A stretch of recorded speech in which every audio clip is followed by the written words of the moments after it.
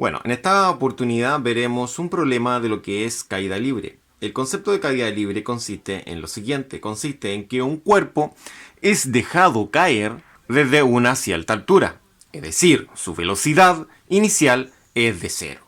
Entonces, la velocidad inicial es de 0 metros sobre segundo, como lo representa el gráfico de velocidad versus tiempo.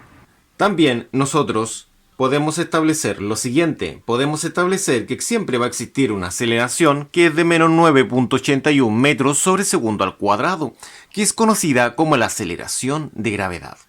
De acuerdo a esto, las ecuaciones son las mismas del movimiento rectilíneo uniformemente acelerado, solamente que la aceleración ahora es la constante, que es la aceleración de gravedad. Por lo tanto, a medida que el cuerpo va cayendo, va experimentando un cambio en sus velocidades, las cuales van a ser velocidades negativas. Se debe dejar claro que sin importar el peso del cuerpo, todos los cuerpos caen a la misma velocidad. Ya eso hay que dejarlo siempre bien claro. También se debe establecer como la aceleración de gravedad es negativa cuando se deja caer un cuerpo desde una posición inicial y sub 0, va a caer en un movimiento de caída libre siempre a un medio gt cuadrado, porque la velocidad inicial es 0, entonces al aplicar esta ecuación se entiende que solamente se va a trabajar en esta parte. Bueno, una vez entendido a grandes rasgos el concepto, vamos a la aplicación de un problema.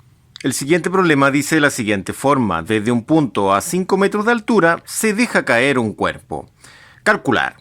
Letra A, el tiempo en llegar al suelo. Letra B, la velocidad con la que llega al suelo. Primero, debemos calcular lo que es el tiempo en llegar al suelo.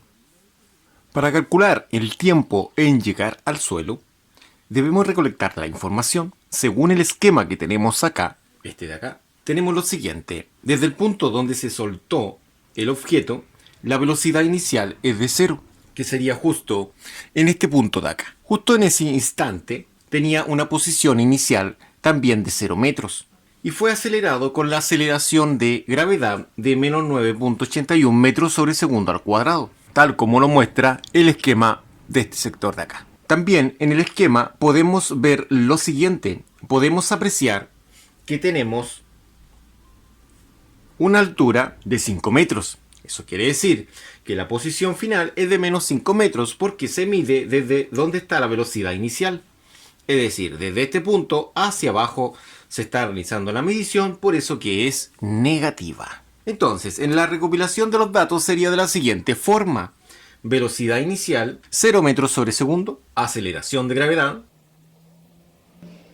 menos 9.81 metros sobre segundo al cuadrado. La altura, menos 5 metros. También nosotros tenemos que calcular el tiempo en llegar al suelo. Es decir, la letra T se está solicitando el tiempo en que se demora en llegar al suelo. De esta forma, en este movimiento vamos a emplear las tres ecuaciones siguientes. Las ecuaciones serían estas tres que tenemos seleccionadas en este sector. De las tres, debemos seleccionar una que tenga la incógnita, que es lo más importante para calcular lo que necesitamos en este apartado, que es el apartado A, en donde se pide calcular el tiempo. Tenemos lo que es la velocidad inicial, entonces necesitamos una ecuación que tenga velocidad inicial. De las tres tienen lo que es la velocidad inicial. También la aceleración de gravedad y las tres tienen la aceleración de gravedad. También le realizamos un tic ya que ellas la poseen. A su vez, necesitamos también una ecuación que tenga lo que es la altura.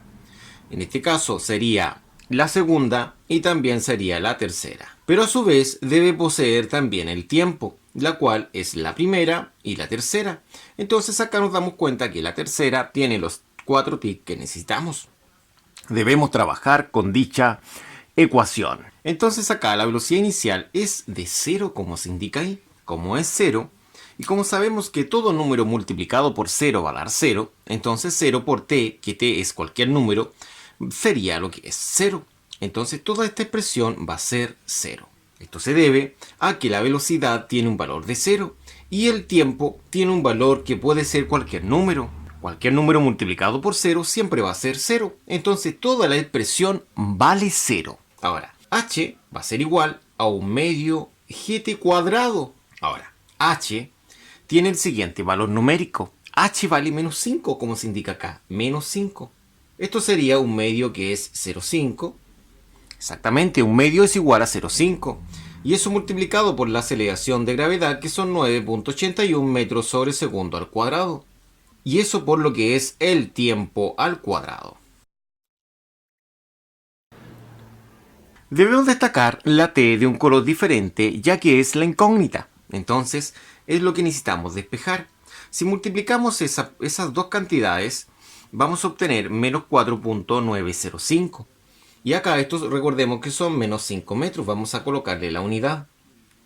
Acá sería menos 4.905, como he dicho anteriormente. Eso es metros sobre segundo al cuadrado.